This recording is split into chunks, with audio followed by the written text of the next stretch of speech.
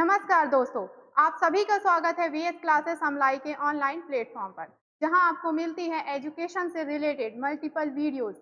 यह चैनल खासकर उन स्टूडेंट्स के लिए है जो स्कूल में अपनी पढ़ाई कर रहे हैं और कॉलेजेस में हैं या कॉम्पिटिटिव एग्जाम्स की तैयारी कर रहे हैं या करना चाहते हैं। आज की वीडियो में हम भारत के आधुनिक इतिहास के सबसे महत्वपूर्ण पहलू को देखने वाले हैं, जिसके बाद भारत की छवि में इतना बड़ा बदलाव आया था, उसे हम यहाँ पर समझेंगे। क्या आप जानते हैं कि एक छोटी सी व्यापारिक कंपनी ईस्ट इंडिया कंपनी कैसे पूरे भारत पर शासन करने लगी और कैसे एक बंगाल के गवर्नर का पद बदलते बदलते भारत का गवर्नर जनरल और फिर बाद में वायसराय बन गया।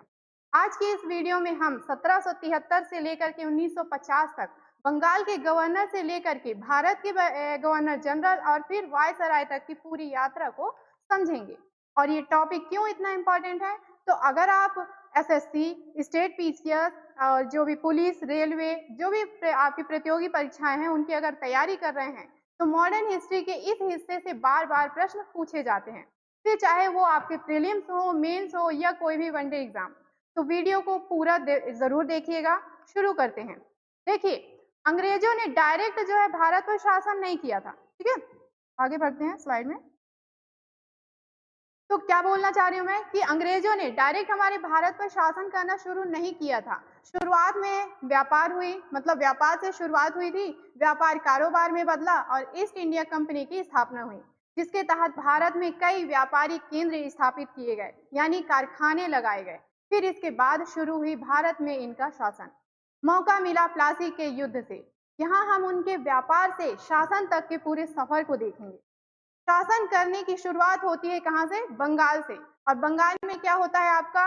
प्लासी का युद्ध होता है। इसके बाद से इसकी शुरुआत होती है। ठीक है, और बंगाल का पहला गवर्नर नियुक्त किया जाता है रॉबर्ट क्लाइव को। सारी घटनाएं क्या थी हम डेट के साथ यहाँ पर समझते हैं। बहुत इंपॉर्टेंट होने वाली है क्लास, समझिएगा। तो रॉबर्ट क्लाइव जो कि बंगाल के पहले पहले गवर्नर होते हैं और इनका 2 कार्यकाल होता है एज अ गवर्नर। ठीक है, ध्यान रखिएगा। एक 1757 से 60 और दूसरा 1765 से 67 के बीच में। क्लियर है? शुरुआत कैसी होती है?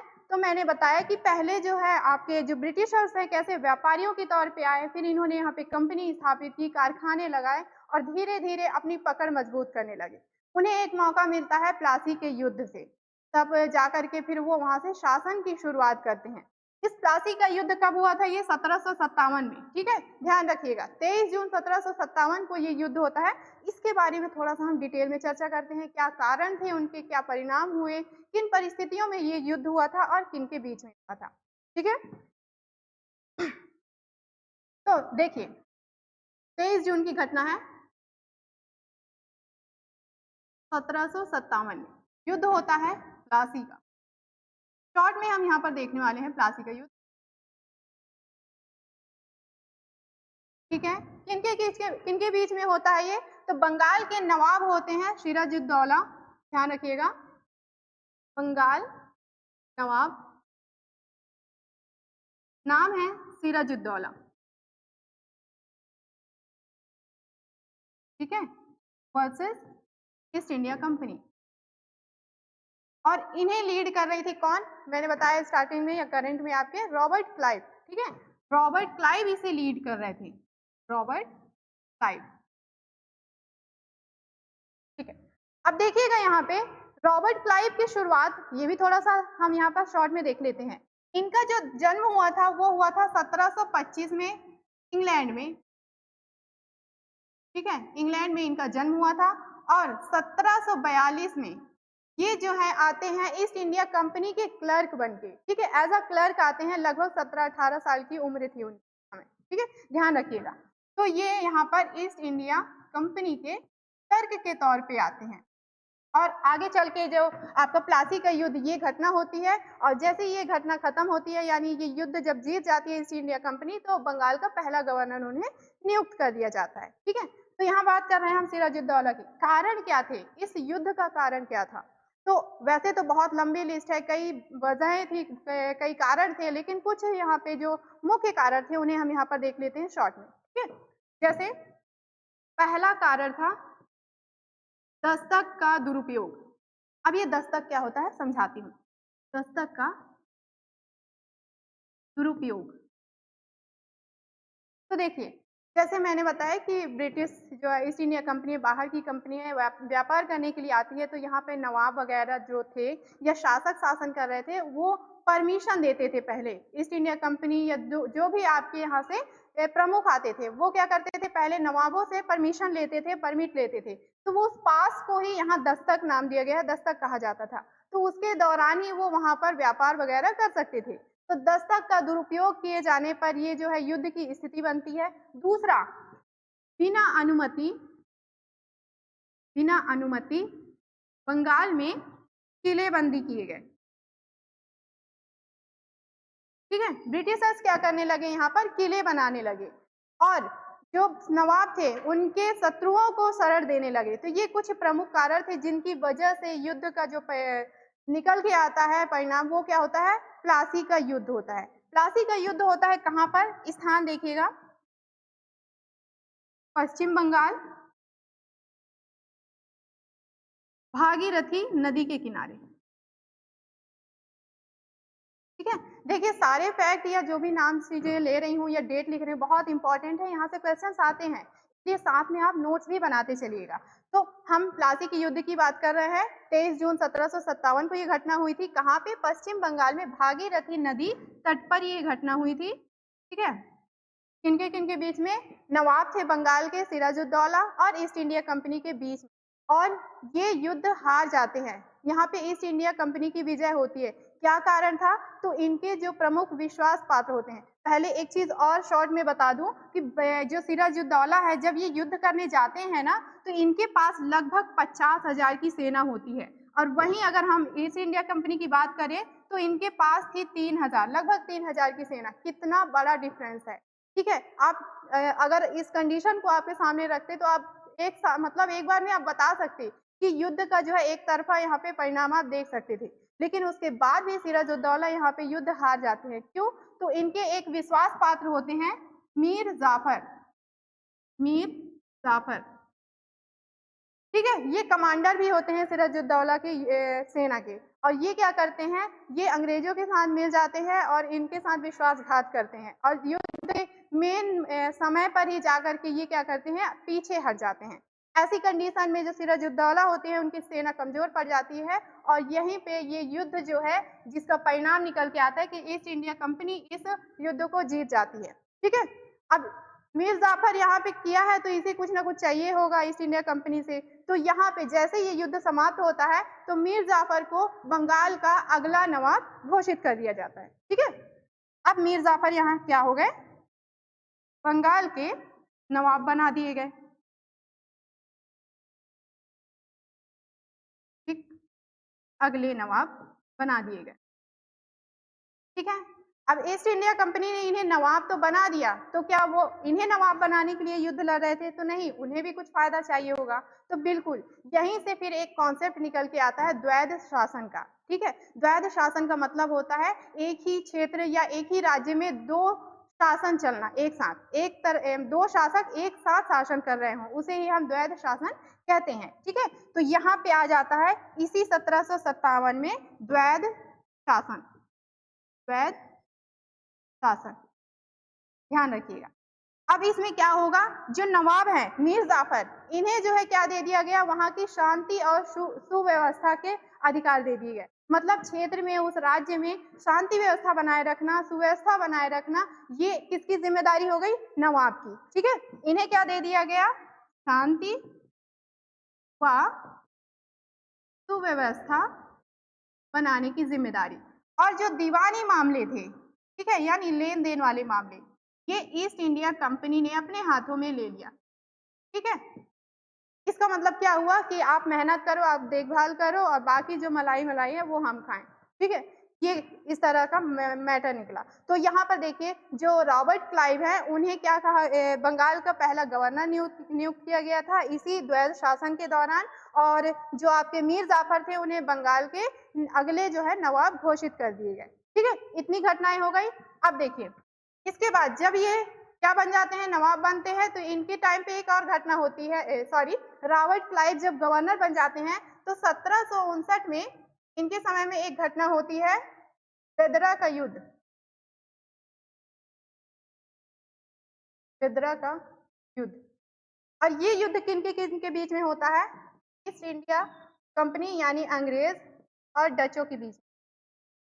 ठीक है, देखिए केवल अंग्रेज ऐसे नहीं थे जो भारत में आए थे व्यापार करने, डच भी आए थे, फ्रांसीसी भी आए थे। तो जब इनका आमना-सामना हुआ तो युद्ध भी हुए। तो उसी दौरान 1759 में बेदरा का युद्ध होता है। ईस्ट इंडिया कंपनी और डच आपस आमने-सामने होते हैं, जिसमें डचों की इसमें हार होती है। इतनी चीज़ें हो गई। अब देखिए, इसके बाद अब दूसरा शासन इनका शुरुआत होता है 64 में, ठीक है?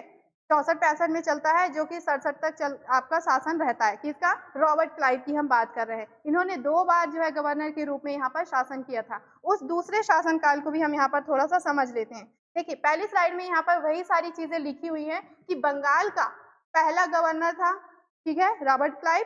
1757 में प्लासी का युद्ध होता है, जिसके दौरान या उसके बाद उन्हें गवर्नर नियुक्त कर दिया जाता है। दूसरा प्रमुख घटना होती है बक्सर का युद्ध, से भी हम देखेंगे डिटेल में। और इसके बाद जो है हमारी ब्रिटिश सत्ता की वास्तविक नींव यहीं से शुरुआत या मानी जाती है, ध्यान रखिएगा। इसके अलावा इलाहाबाद की संधि किसके दौरान हुआ था? ये बक्सर की युद्ध का, ठीक है। इसे भी थोड़ा सा हम शॉर्ट में समझ लेते हैं, ये भी बहुत इंपॉर्टेंट है हमारा, ठीक। तो बक्सर के युद्ध को भी यहाँ पे समझ लीजिए। बक्सर का युद्ध, ठीक है, यह एक संयुक्त सेना के विरुद्ध ईस्ट इंडिया कंपनी का युद्ध होता है, ठीक है। कौन-कौन होते हैं? तो घटना है हमारी ये 22 अक्टूबर 1764 की, ठीक है, ध्यान रखिएगा। ये घटना कब होती है? 22 अक्टूबर सॉरी 19 है मैंने, यहाँ पे 17 आएगा, इसे थोड़ा-सा सुधार लेंगे। 1764 में ये होता है, ठीक है। किनके बीच में होता है? तो इधर तो ब्रिटिशर्स ही होते हैं, यानी ईस्ट इंडिया कंपनी होती है, वर्सेस इधर आपके होते हैं बंगाल के नवाब,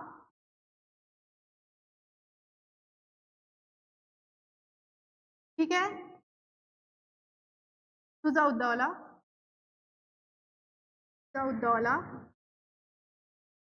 ठीक है। दूसरे होते हैं अवध के मीर कासिम, मीर कासिम। और वहीं पर आपको मुगल बादशाह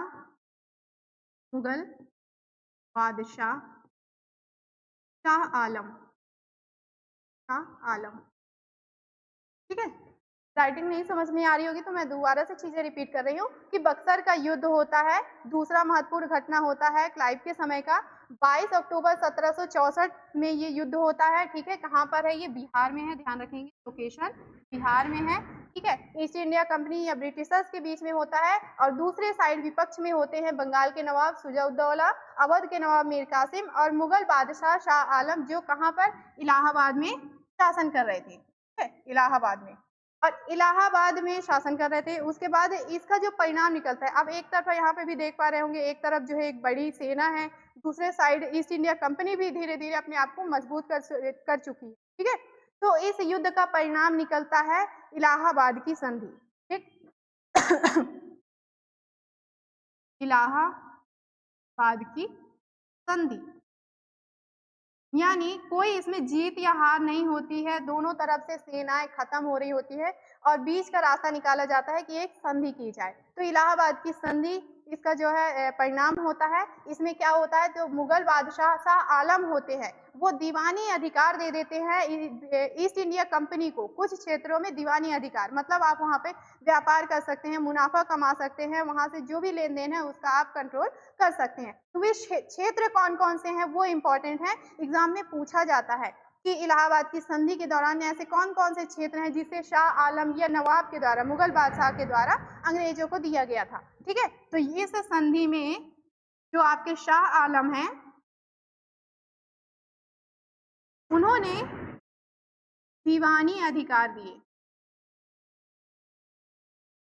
ठीक है। आप देख पा रहे होंगे आप जो अंग्रेजों का सत्ता है कैसे धीरे-धीरे इंक्रीज हो रही है, वो अपनी शक्ति को कैसे बढ़ा रहे हैं, ठीक है ना। तो दीवानी अधिकारों में उन्होंने कहाँ-कहाँ का क्षेत्र? बंगाल, बिहार और उड़ीसा, ठीक है। इन क्षेत्रों में उन्होंने दीवानी अधिकार दे दिए।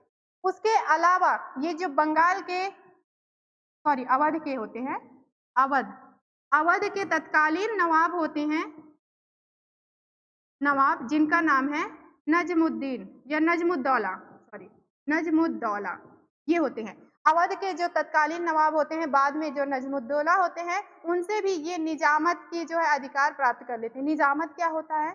तो निजामत भी वही शांति या सुव्यवस्था बनाए रखने की जो एक घटना होती है उसे बोला जाता है। दीवानी अधिकार वो सब कुछ उसके अंतर्गत आ जाता है। तो नजमुद्दौला से इन्हें जो है निजामत का अधिकार मिल जाता है। किसकी बात कर रहे हैं हम? ईस्ट इंडिया कंपनी को, अंग्रेजों को इनसे मिल जाता है निजामत। और जब ये जो दोनों व्यवस्थाएं हैं, चाहे दीवानी मामले हो, व्यवस्था शांति व्यवस्था बनाना हो, ये जब दोनों चीजें मिल जाती हैं ईस्ट इंडिया कंपनी को, तो वो संभाल नहीं पाती, बैलेंस नहीं कर पाते।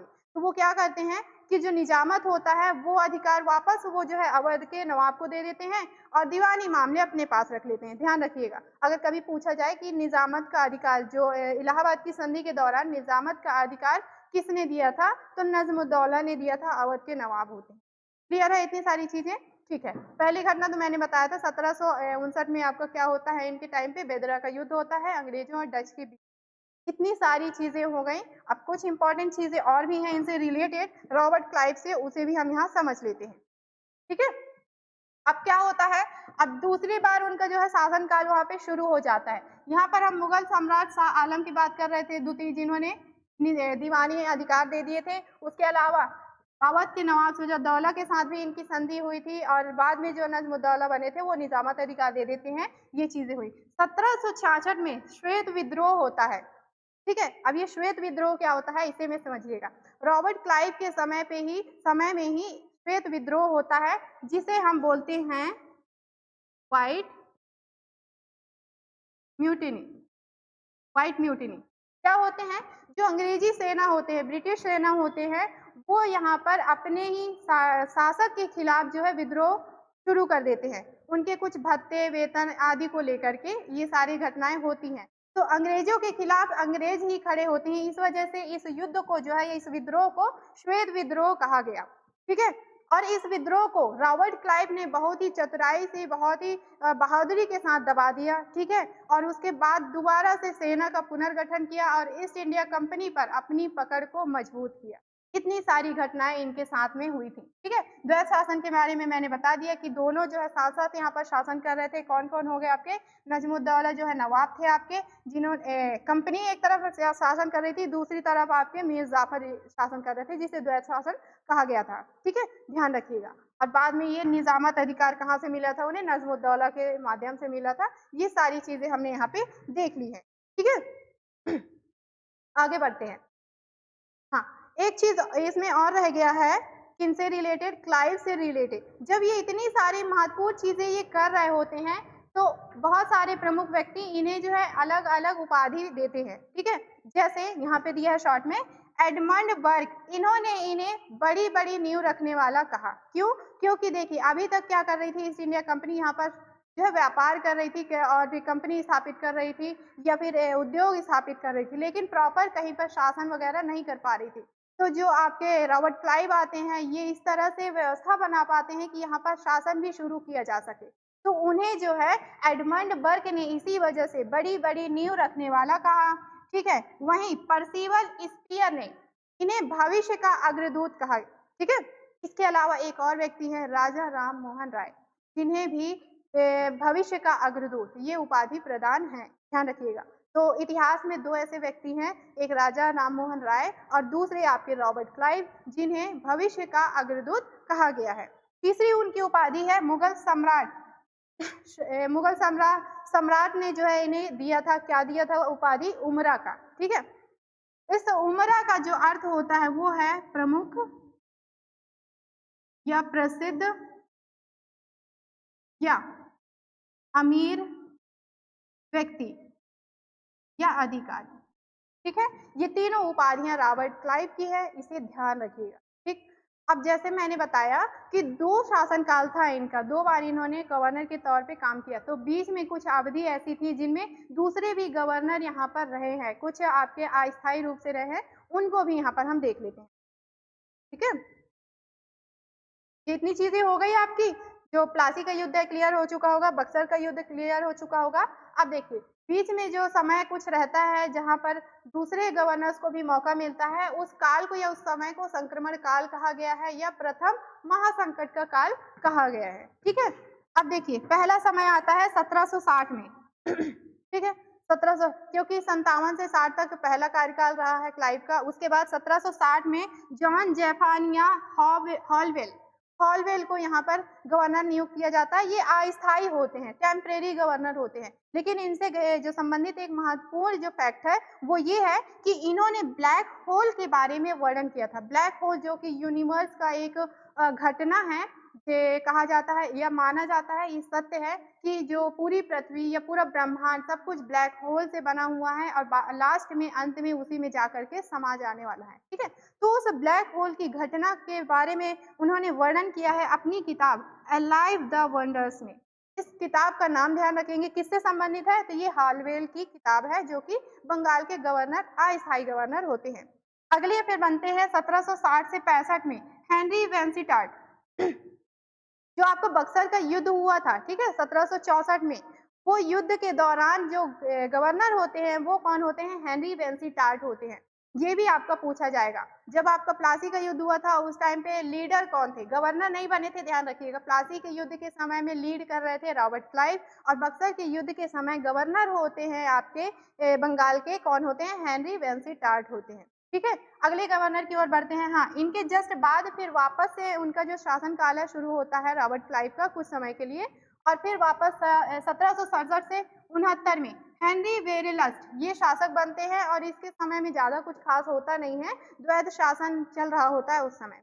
ठीक है, फिर आगे बढ़ते हैं अगले 1769 से 1772 में जॉन कार्टियर ये जो है शासक बनते हैं। ठीक है, और ध्यान रखिएगा इनके समय में एक महत्वपूर्ण घटना होती है 1770 में आधुनिक भारत का पहला ऐतिहासिक अकाल पड़ता है, भीषण अकाल पड़ता है इस समय। ठीक है, तो ये आधुनिक इतिहास का पहला यानी कब 1770 में। अगर पूछा जाए कौन से ऐसे बंगाल के गवर्नर थे जिनके शासनकाल में अकाल पड़ा था तो वो थे आपके जॉन कार्टियर। ठीक है, और इनके बाद फिर आपके आते हैं सबसे प्रमुख वॉरेन हेस्टिंग्स।